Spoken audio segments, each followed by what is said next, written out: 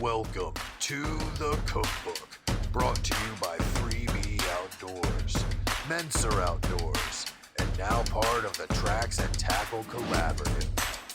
The Cookbook, where wild game and wild stories meet at our table. Hey guys, Josh Bookman here with Cookbook again. Ron Mentzer, the Arrow Eagle from Mentzer Outdoors, joining us again. Ron, what do you got cooking up today, buddy? So we're going to start off with a tenderloin, what I would call a tenderloin fillet with stuffed, pan-fried, and stuffed with cream cheese. That sounds good. Cream cheese. Couldn't find the words. That's all right. So after we do the tenderloin and the cast iron skillet, we'll have that as an appetizer.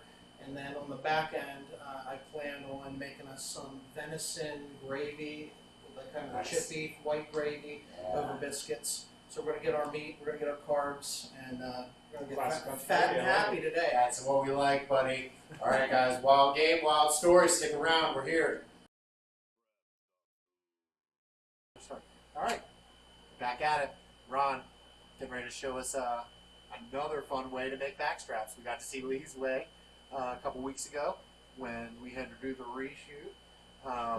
It's okay. They turned out great. Backstraps are better. Ron's got two nice little, they look like 3-inch sections to me. Ron was saying that's how he likes his fillets, so. Try to cut a little personal fillet for myself. And I don't know, I didn't weigh them, but I imagine they're probably about 6-ounce fillet each. You know, so that's a nice little snack. You can eat it with your breakfast. You can eat it for dinner. You can eat it for lunch. Right on. We're gonna have it for a snack because we haven't eaten yet. Yeah. So what I do is, I thaw out my medallion here, and I use like pure, extra virgin olive oil. Yep. And so I'm always gonna just hit these guys with the oil. That's a good binder for your seasonings, and you can do that on chicken. You can do that on fish. Anytime you're going to season anything kind of heavy or whatever, you just give it a little bit of a binder. That's, the extra virgin olive oil always works good. Okay. Yeah. So I just turned this on. Maybe I should have done that before we started rolling, but I want to get this guy on a medium-low heat. Actually, maybe a little bit high because I want to get a good sear on these guys. Yeah. Because once I got a sear on them, we're going to pull them back. We're going to slice them open, and we're going to stuff them with some cream cheese. But the olive oil is the ticket here. So just make sure you get them coated really good. Be liberal with it. Don't hold back on that. Probably could. Some people would say I use too much. No way. But for me, I want to get that coat because I'm going to hit these guys with very simple process. I cook with Montreal steak seasoning. Yep. So Montreal steak seasoning, I buy it in the larger container because this is usually all that I'm going to do. Both sides, really good with this. And this is what actually cakes up my, if anything's going to burn on your pan, it's going to be the seasoning. Oh yeah. Because sure. I don't go light on the seasoning. For sure. All right? Well, if you ever want a good crust, that's what you got to do. So you want flavor on your venison. There you go. That's just all there is to it. And so I get a good coating on that all the way around. You can see the peppers and the salts on there and stuff. That way, when you take a bite into it, you're gonna taste it. Oh yeah. All right. And then while the pan is heating up, I just make a slight incision through the center of this thing. And why do you do that? Because this is where that cream cheese is going to go once we get a good sear on it. The secret to cooking venison, if I'm slicing this up, I'm usually only going to make a slice that's half-inch like that for myself. Yeah. Brown it on both sides, run it through a warm room, put it on a warm plate, and eat it. I want this thing undercooked, if anything, because it will get tough on you. Yep. However, in this situation, I like to cut them thick whenever I process my meat, and that leaves me room here to make a pocket. And in that pocket's going to go our cheese, which creates a little bit of moisture, so you can't dry it out. Right on. This is just another way of 1,000 ways to enjoy a backstrap. I'll tell you what, this is not the prettiest when it's all said and done, But a sloppy plate of food is usually a tasty plate of food. Exactly right. You can write that down. That'll go on the t-shirt. When I eventually open a restaurant, I try to will one day, it's going to be called the Mom and Pop Slop Shop. I love it. I love it. Now, for you want to know when your pan's at the right season. Here's what I'm going to do. Just going to get my hand wet a little bit here. When you see that, you're ready to cook. Okay? You want the sizzle. So let me ask you, Ron, do you like cooking with cast iron better than... Always want to cook with cast iron. It's 3 for 3. Yep. Yeah. I love my cast iron. I got so many pieces of it at home. Yeah, so always want to do the cast iron. So we're seasoned up, we're sliced up, and the next step, I might want to pause here. Ron says pause here, so we pause here. Because that's going to go right inside this meat. Now you can wait to stuff it afterwards, but I like to just put it in there because I want it to melt, right? Yeah. So we're just going to get that guy. Don't be worried too much about getting your hands dirty. That's going to melt up in there. And I don't want it completely melted. I want to be able to bite into it. How do you like your steak? Like medium rare. You can't, like I said, don't overcook this. So that's a big thing with a lot of red meat, especially wild game meat, is that ducks, geese, deer, you want them on the bloody side. That's where the flavor is. All right. All right, listen to this. So get the sizzle. Get the sizzle.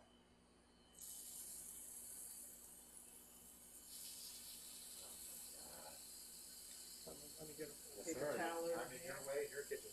No, you're good. You just tell me the GTO. It doesn't hurt.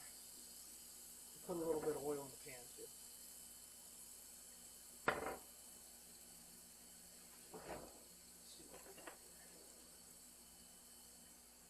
That's what I love to see. Surface area.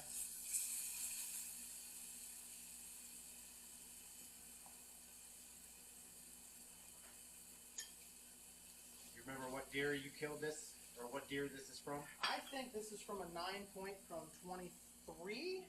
Wow. Maybe it's 24. It was 24, 23. 1 or 2 years ago, I got a nice 9-point, and I guess it's 2025 right now. Yeah. So I don't think I have much. After I said it, I don't think I have much in my freezer from 23. Right. But it doesn't take long, guys, especially when you're on like a medium-high heat. What we've got here, if I were to pick this guy up and just show you, it's already browned on that side. It doesn't take long to cook this meat, and you don't want to overcook it. But I just want to get a good sear on all 4 sides. Let those guys brown up. It's going to get brown on the outside, and it's going to be red on the inside, and that's the secret. I don't mind my meat a little bloody. Me either.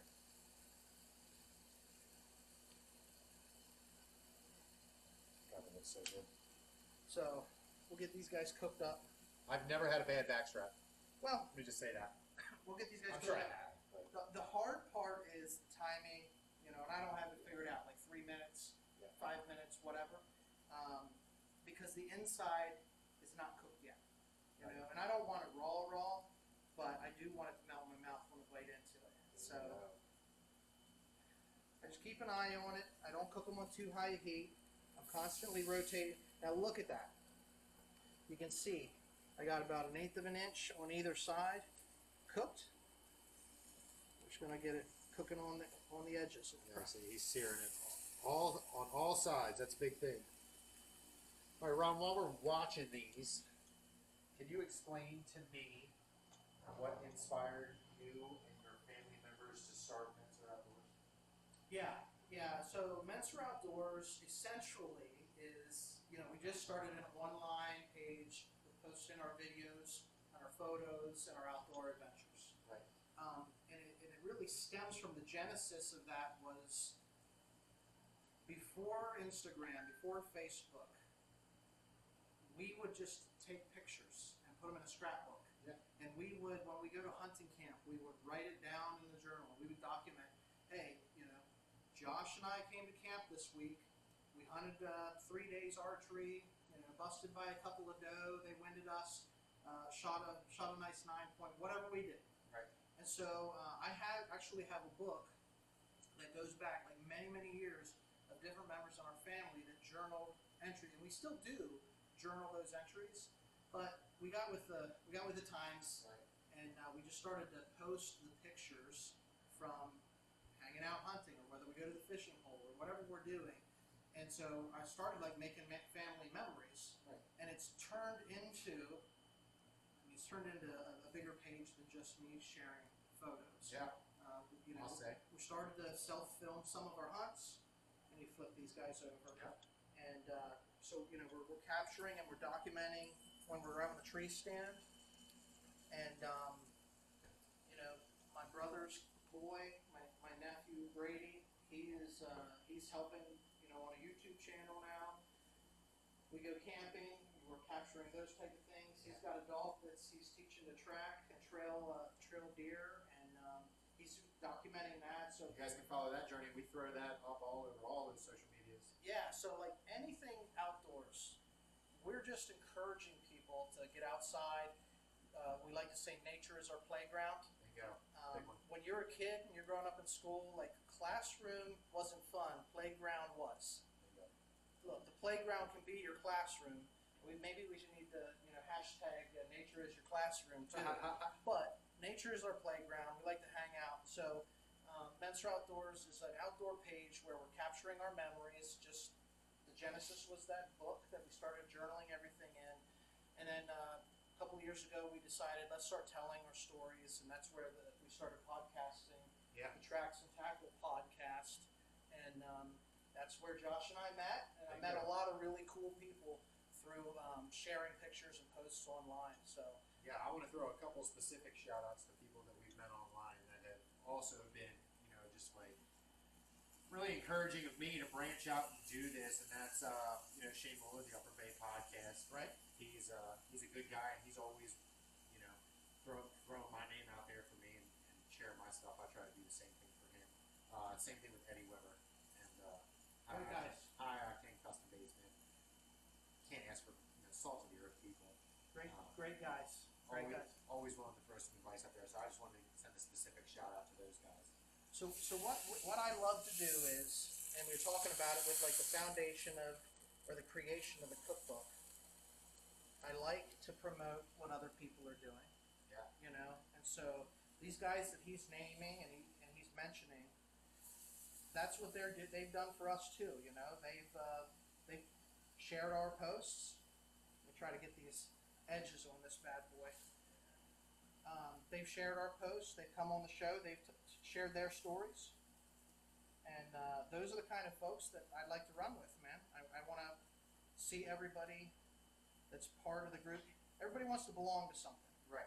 And that's what it boils down to. So the reason that I wanted to find out about the beginning Okay? is because I wanted to talk about what it has kind of grown into in the 2.5 to 3 years that you've been doing it, because it's kind of exploded here recently. Well, yeah. I mean, we got a lot of good guys.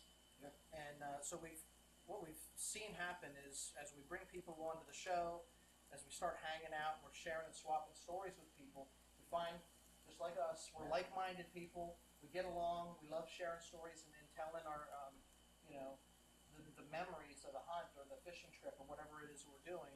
And so those people have been exposed to the audience. Yep. And many of them have come back on the show, numerous times. And we built ourselves, what I would call an online community. Yep. And that online community has allowed us to, branch out. It's kind of built like a little bit of a regional presence. Yep. And it's all about, look, I spend a lot of time doing the Tracks and Tackle podcast, but I can't say that I do it alone. I got you guys from 3B hanging out with me. We got Upper Bay, hanging out. We got, I don't want to start listing names because I'll forget somebody. Yeah. But I want to say we probably got, up to probably 15 different content creators that are out there putting out good quality content. and they're just hanging out, and they're coming on the show, and we're going on their shows, and we're swapping stories and sharing tips. And I just spent a lot of time today. Even one of the guys is just sharing tips on the videos that he makes and everything. So we're I was bettering. reading that. So we have a big group chat with what we call the Tracks and Tackle Collaborative, which is all of us kind of grouped into one, and all the guys that share all our stuff. And that's kind of what I wanted to lead into was how I think it's awesome that it ranges more than just our local area. Ron and I are local to each other. I had to drive an hour and a half to get to his house today. He's up in Carlisle, PA, and I'm all the way down in BF, Maryland. We're not local guys, and I mean I love seeing the pictures and those videos of the dude from Triple B down in Arkansas. Oh yeah. Like that, to me, it's awesome, and we're talking to these guys almost every single day. It's just fun to be a part of it. I just think for my audience, I know your audience has seen it, heard it a bunch of times. I wanted to get your story out to my guys. No, I appreciate it. One of the things that we really believe in is camaraderie, that hunt camp type of feeling, and that's why Mentzer Outdoors and 3B, we get along so well. Yeah. And we work together on so many projects because we're cut from the same cloth. There you go. Well, and that's the thing for me. Again, anybody that doesn't know, this is my first year going out and doing all this, and every single person that I've talked to has been more than willing to take me under their wing and show me something. You don't get anywhere in life without somebody to be your mentor or somebody to help share in that journey with you. Yeah, there's always somebody that knows more, and there's always somebody that knows a little bit less. So take what tribal knowledge you have and be willing to share it with the next guy or gal, because that's how we all learn. Somebody's taught us. Listen, there's a guy I used to work with named Mike Sullivan. Love you, Mike. Miss you. He used to tell me all the time, if you want to find something out, you find somebody that knows more about it than you. Yeah. If that person can't help you very much, they can tell you somebody that knows more than they do. So you just follow that chain and you'll learn. That's what Cody's doing. Anyway, where are we at on this process there, Ronald? So we're right about the place where I'm going to cut into these.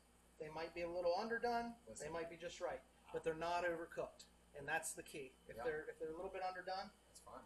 we're going to eat them anyway. That's right. I don't care. I'll eat a whitetail raw, just by the way, if anybody cares. Okay. Let me clear this up a little bit.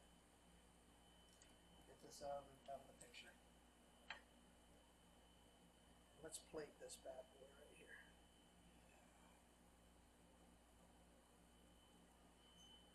I expect a little bit of blood to come out on this plate. I'm excited about it. All right. Fork and knife time, boys. Look at that, 3 forks. Just like the river. All right, everybody, we're going to cut here real quick, and we'll come right back to you. I'm so excited I haven't eaten anything all day. I'm about to chow down. I'm professional. You guys know this. I like to take videos of my phone too, so do that too. All right.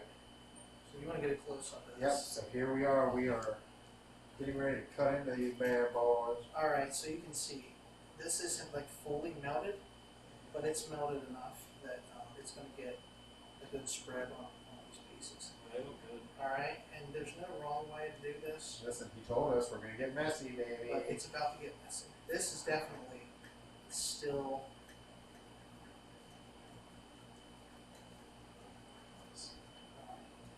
Yes. That's a good cut. That's a good cut right there. Yes, sir.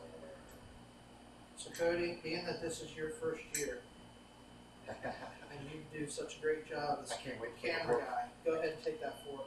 I can't Oh, wait. thank you. I can't wait to make him wear the war paint on his first year. And you can Not because critique. I'm selfish. I want something. That is top notch. That is really good. And that's from a guy that just likes to hunt. He's not a cook. Meat, hot pan, and cheese. Always good. I'm gonna steal that one. You Because go I'm ahead. hungry. Go ahead and here, let's get some cream cheese on No, that's really good. So I've had a backstrap probably 6-7 times now. That's really good. I like that. I have to remember that. See, that's something my wife would like too, because she really likes cheese. it. Got it. So, and that's right up her alley. Savory, creamy, delicious, very tender piece of meat. It's the best. Hands down, best piece of meat. Big tip though, Just take that down. for all newbies. Thank you, Ron. Cody doesn't know anything about this yet. Cody doesn't know what silver skin is yet. We're gonna teach him. I'll take another one. Oh man, let me get this cut up and then we can sit here and dine on it a little bit. Have some snacks. You guys are come straight after work, Hungry. We do hard work. straight to the Mentzer Ranch. Yeah, man. Beautiful piece of property out here. And this is where, you know, it doesn't hurt to have a little bit of extra cream cheese. I was saying, usually we're only stuffing this thing with a little bit of cream cheese. It's not bad to have a little bit of extra that you can melt and spread the cream cheese on your backstrap like it's your bagel. See, what I like about this is it has a bold flavor, but it's not overwhelmingly bold. It has a good amount of seasoning on it to where you can taste it, but it does not take away from the quality of the meat itself. Oh. This is what it's about. Bingo. Bingo. Ron. So that's our backstrap appetizer, boys. It's not gonna last long. Now it's time to make the real dinner. Okay, so I'm gonna give Cody a little time in front of the camera because he doesn't get much. Just kidding. I love you, Cody. Anyway, Cody and Ron are gonna take over in the kitchen, and we're gonna do step 2 of this episode, which Ron said is some more browned venison. And what'd you say, biscuits and like a country gravy, sawmill gravy? We're going to do pan-fried biscuits and gravy. The biscuits, we'll cook them on 350 in the oven for about 14 to 17 minutes till they got that golden brown flaky crust. And then we're gonna pan fry in our cast iron, probably a little bit over a pound of ground venison meat here. And we're going to make some gravy to go with it. We won't leave hungry. That's good. All right, I'm gonna come around this side, and we're gonna start getting some video of Ron cooking. All right, so my oven, we're gonna get that thing set for 350. I've got a non-stick pan here, and I've got our biscuits laid out. Now, some of you get on me because you're saying homemade biscuits are better. I agree, homemade biscuits are better. These old Pillsbury Grands, they work just as good. Listen, man. And this is a nice, quick. You can make this meal 20 minutes tops. You know, it takes longer to bake the biscuits than it does to make the gravy. Cody, what's one of our big sayings on this show? Balling on a budget. We don't. That's it. We don't That's care. it. We don't. Yeah, I mean, who cares, man? This is real people doing real stuff. And guess what, guys? Any man out there who is home alone can make this for themselves. So we just No wives necessary. if I can make it, you can make it. All right, guys. So man. here's the deal. We just cooked our backstrap in the pan. So I went through here. I did a quick, easy scraping of this guy because of the seasonings, the Montreal steak seasoning and everything. I still got a little bit of oil in it. It's great. If you can make this, if you hunt pigs or hogs, you know, or you just like ground sausage, this is a great recipe for sausage and sausage gravy and biscuits. We're making it with venison because that's what we got and that's what we like to eat. So ideally, the goal is to brown up this meat first. We're preheating the oven. Once the oven hits 350, I'll get the biscuits in there and we'll get a timer on them. But for right now, I'm warming up this pan.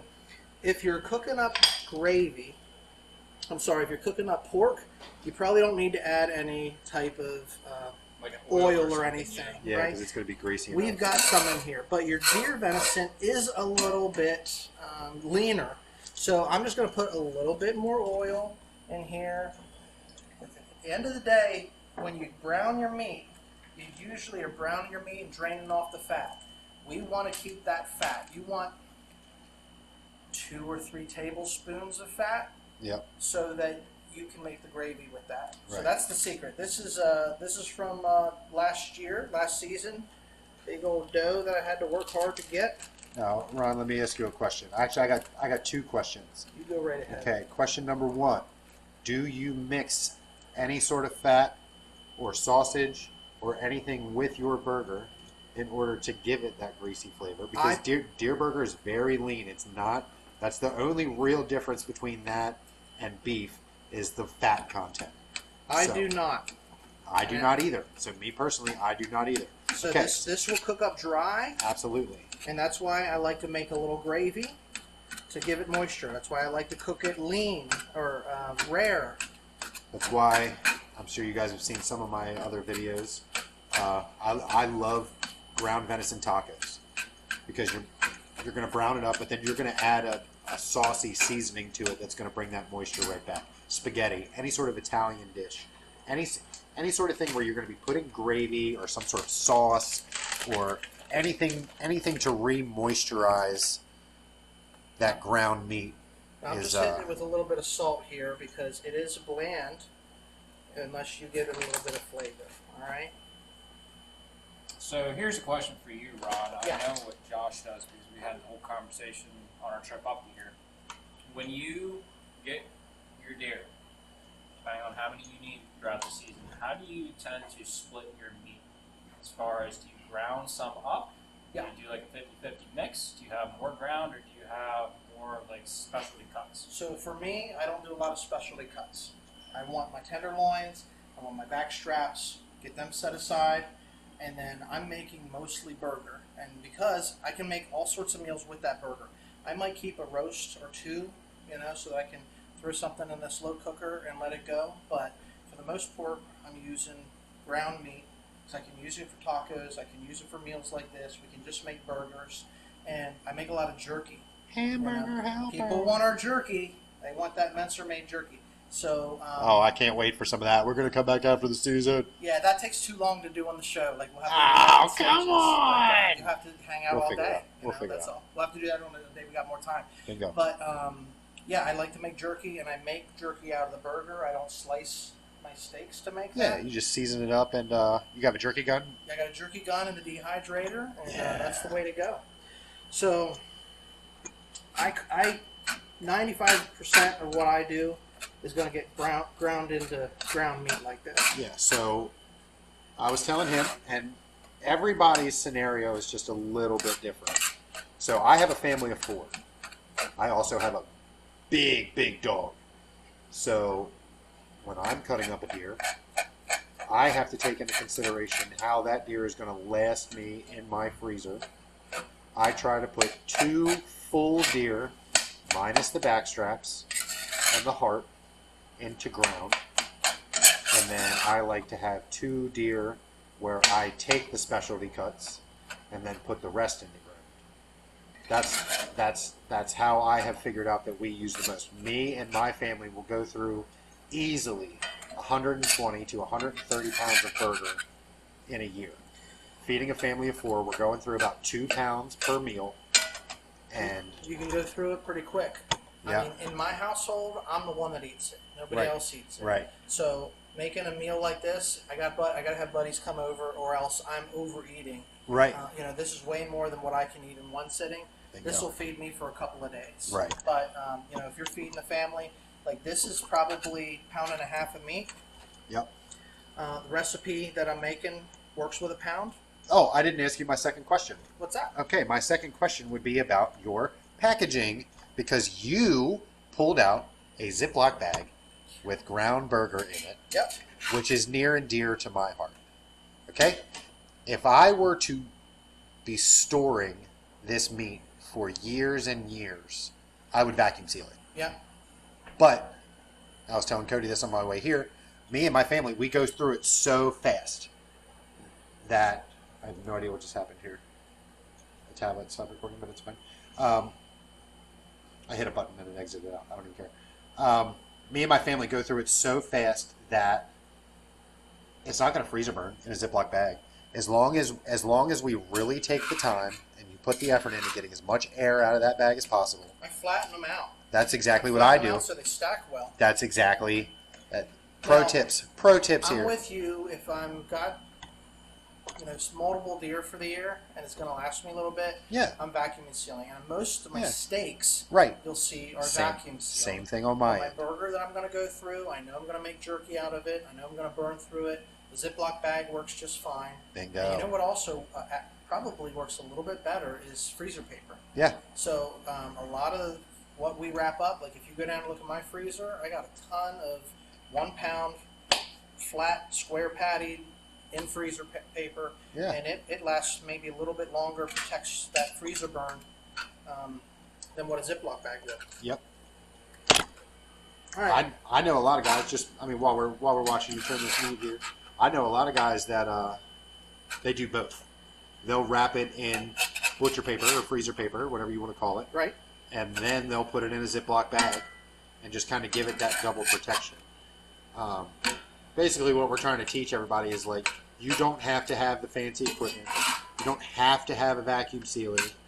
As long as you're taking the time, making sure that a lot of that moisture is off your meat before you put it in the freezer, and as long as you make sure that you're getting as much air out of those packages as possible, Right. I mean, your meat's going to keep for a long time. So Yeah, and like we said in episode 1, it's all about balling on a budget. Whatever we can do to do this cheaper. I mean, the whole point of this is to try and save money and get something that's a little bit different than what you would find at a store. So, I mean, whatever you can do to ball on a budget, I mean, it's like anything else in life. Whatever you can do to save a penny here, pinch a penny there, it adds up. absolutely adds up. I mean, it adds up for people like me. It adds up for people like Ron, who eat it all the time. Cody, you're about to find out just about how much. It's not always cheaper, but it tastes better because you're doing it yourself. Oven's ready. I'm sorry, that's me dancing with the tablet because the oven was playing music. Guys are going in. I'll get a close up of them when they come out all lovely golden brown. All right, we're going to check back in just a minute once this meat is cooked up. Timer. I messed up on my editing a little bit. Ron mixed half a cup of milk with half a cup of heavy whipping cream and 2 tablespoons of flour, and he's slowly stirring it in the burger.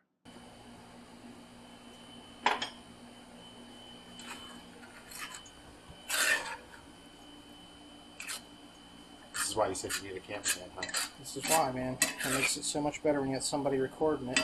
Trying to do this and record yourself at the same time isn't always the easiest. Yeah, it's like trying to record yourself hunting. It's not easy to do, but when you can do it, it's rewarding. Pretty darn cool. Yeah.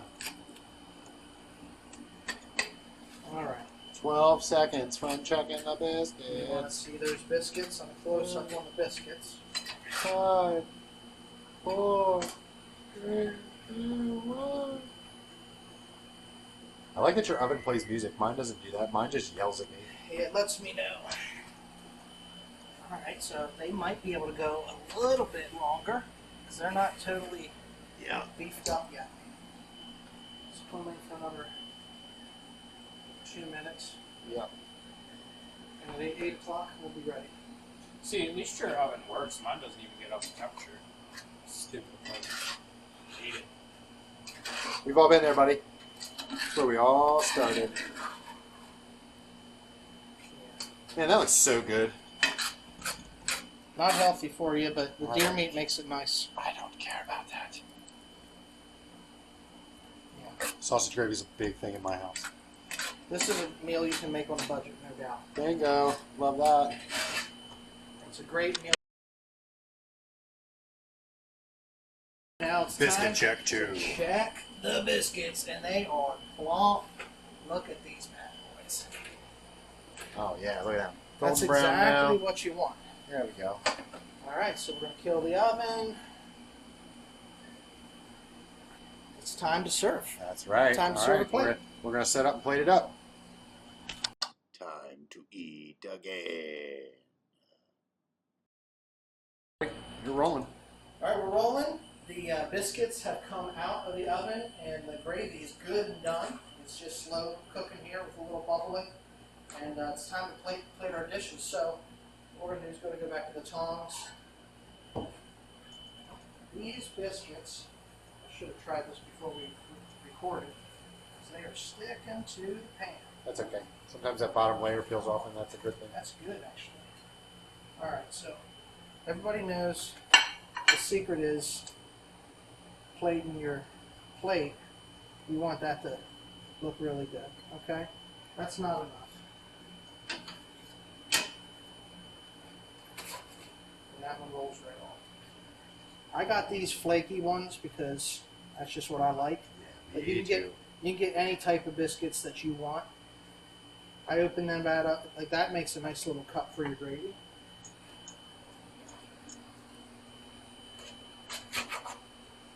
Get this on here, just like our back strap earlier. It doesn't need to be pretty. Slather that stuff on there. There's more than enough gravy to go around for the biscuits that we made tonight. We're going to tear it up, son. This is a good plate. We'll get the others fired up. A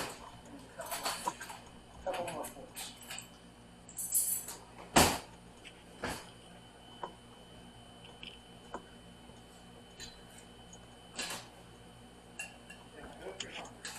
Oh, we're hungry, man. So, the other way, if you want better picture for your shot, No. lay it up like that. Bingo. Love every second of it.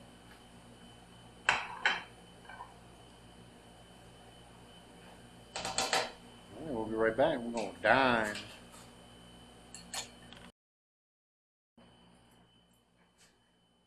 Three forks, 3 knives.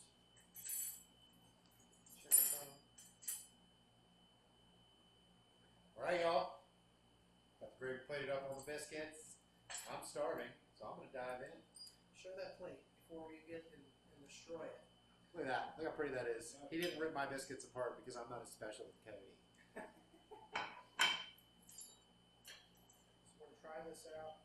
It's just a little bit of meat. Meat and biscuits.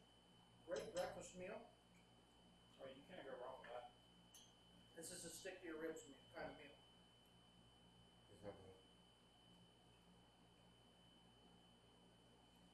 Man, Ron, that's really good. That's really good. And that's burger too, right? That's not sausage. That's not sausage. Wow. That's venison. Right. So it's not dry like normal venison with no burger mixed into it. It's nice and tender. That gravy makes it, saucy. Oh my god. Melt in your mouth. Now, in comparison Chowing down. I'm sorry. to the back strap, yeah, I mean, so the host is chowing down. In comparison to the back strap that we had for as an hors d'oeuvre. That was a big word. Yeah. I'm gonna say. Does it compete? That's the Oh, question. it competes for sure.